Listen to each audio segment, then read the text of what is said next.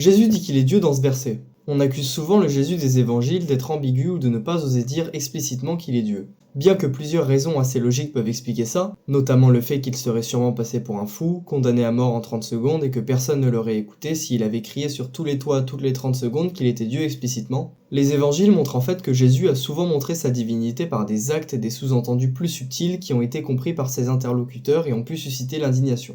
Dans la deuxième moitié du chapitre 8 de l'évangile selon saint Jean, Jésus entre en clash avec les pharisiens, les mots fusent et les deux parties s'invectivent. Jésus les traite de fils du diable tandis que eux l'accusent d'avoir un démon et d'être un samaritain, ce qui était une grave insulte pour les juifs de l'époque. À un moment, alors que le nom du patriarche Abraham revenait à plusieurs reprises, Jésus déclara que ce dernier aurait vu son jour, ce à quoi les juifs se moquèrent de ce qu'il prétendait d'avoir vu Abraham alors même qu'il était encore un jeune homme. Et c'est là que ça devient intéressant. Jésus leur répond « Avant qu'Abraham fût, je suis ». Cette réponse choque les pharisiens, excédés qui décident de lapider Jésus. Mais alors pourquoi les pharisiens, alors que le dialogue était déjà extrêmement tendu, ont-ils décidé de lapider Jésus à ce moment-là précisément, et pas avant, lorsqu'ils disaient que le diable était leur père? Un début de réponse se trouve au chapitre 10, lorsque des juifs essayent de nouveau de le lapider et répondent à Jésus la raison de ceci, en lui disant en gros « Ce n'est pas pour tes bonnes actions que nous te lapidons, mais pour blasphème, parce que étant homme, tu te fais Dieu. » Et là tout s'imbrique, Jésus n'a pas simplement dit « J'étais là avant Abraham parce que je suis Dieu », mais je suis, reprenant le nom propre de Dieu se révélant à Moïse dans le livre de l'Exode.